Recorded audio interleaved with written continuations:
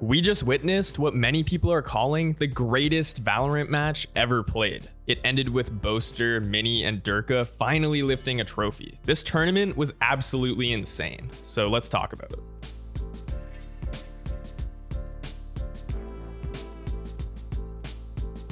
Last weekend, we saw what could go down as the greatest Valorant match ever. Oh my god, oh my god.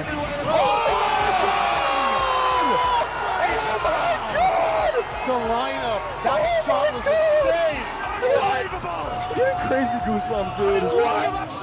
There's no f***ing way, man. But before we get to that, let's talk about how we got to the final. I've been very critical of the format, but Riot definitely managed to put on quite the spectacle.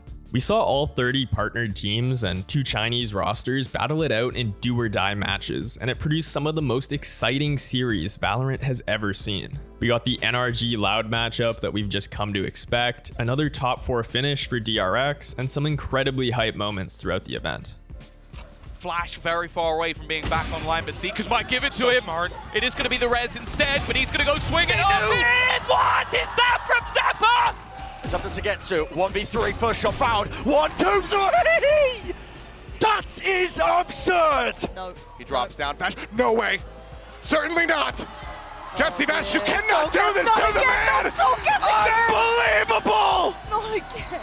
The hometown favorites fought their way to the grand finals after some extremely tense matches, while Fnatic entered the finals without dropping a single map.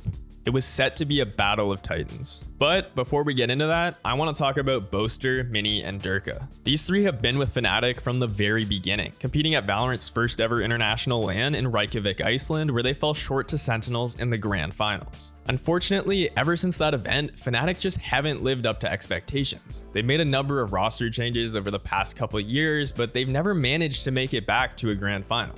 That was until this past weekend, where Boaster and Fnatic had a chance to do what Sentinels did in Iceland. They had the opportunity to become only the 2nd team to ever win an entire tournament without dropping a single map.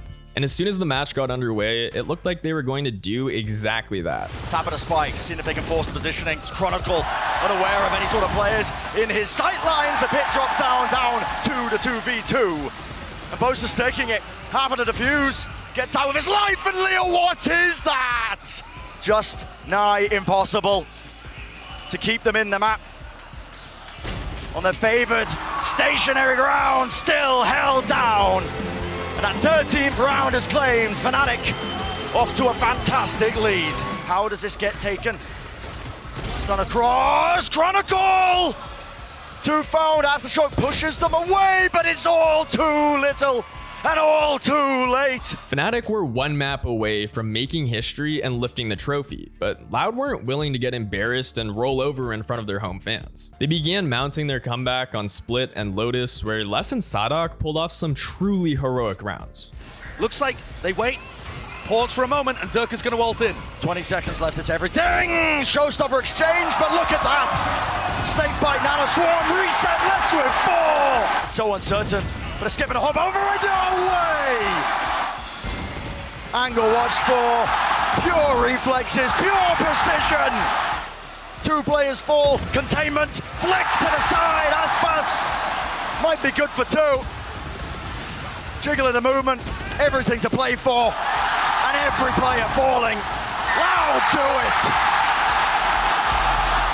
And this is where every Fnatic fan started sweating. Everyone, including myself, thought that they had bottled it. After map 4, it genuinely seemed like Loud were destined to pull off the first reverse sweep in the men's circuit. And it didn't help that the start of map 5 was an absolute disaster for Fnatic. A safe plant and an ult online. Kawazin has the Seekers, and it's time to let them loose. Corralling, finding their targets, pushing forwards. Kawazin, nothing left unsaid, nothing left untold. And it's just a collapse. Inexorable is the feeling. Loud with a 9-3 lead. After heading into the second half at a 9-3 deficit, Fnatic lost the 2nd pistol round and found themselves down 11-3. At this point, the game felt over.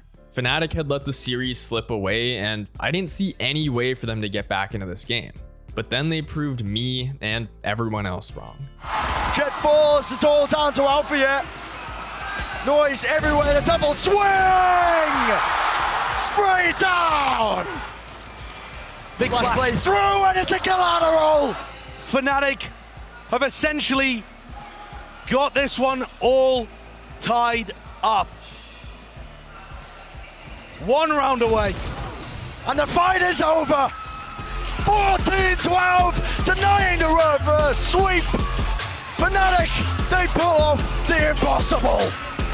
I've watched Valorant esports since the game first came out, and during that time, we've been treated to some incredible matches. What Fnatic did on map 5 will go down as one of the greatest comebacks in the game's history.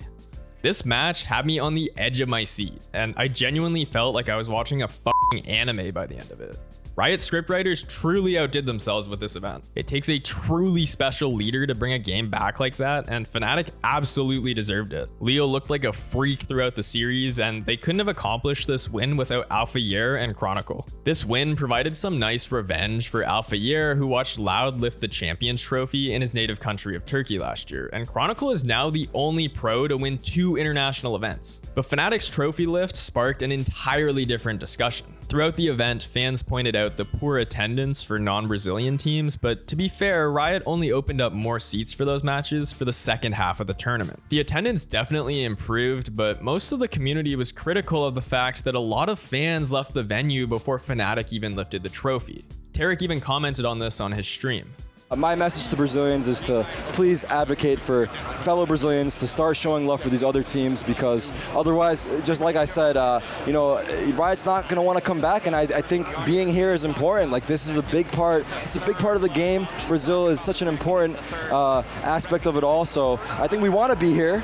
You can't push us away like that. Now, I understand where both sides are coming from. I wish that spectators would stick around and show their love for the esport as a whole, but I also understand that after watching your team lose in heartbreaking fashion, you probably just want to get the hell out of there. Tarek clarified his message on Sunday by tweeting that an empty arena for a trophy lift is simply heartbreaking to see. But I do think it's worth mentioning that throughout the event, fans have been complaining about the insane temperatures within the venue. This is something that I reported on back when the event got underway, and it seems like it was an issue throughout. On day 1 of the event, Pansy tweeted that it was hotter than Satan's asshole, and on day 2, she tweeted that it was so hot that she felt lightheaded. And to be fair to the Brazilian fans, I think this is worth mentioning, because although they didn't back every team, the crowd was hype as fuck for a lot of matches. Boaster even tweeted yesterday that there's no need for an apology from the Brazilian fans. Unfortunately, Fnatic's players also tweeted that their trophy didn't make it home in one piece. Overall, I think Lock-In was an incredible way to kick off the 2023 season. We witnessed the greatest best of 5 ever played. And with every event that goes by, I'm amazed that I'm still able to fall more in love with this esport. I'm excited to see what the rest of the season holds, even if my team C9 are currently imploding. Like, I'm not kidding, like when I say I was like on the edge of my seat, like I physically was sitting on the edge, like what the fuck is going on?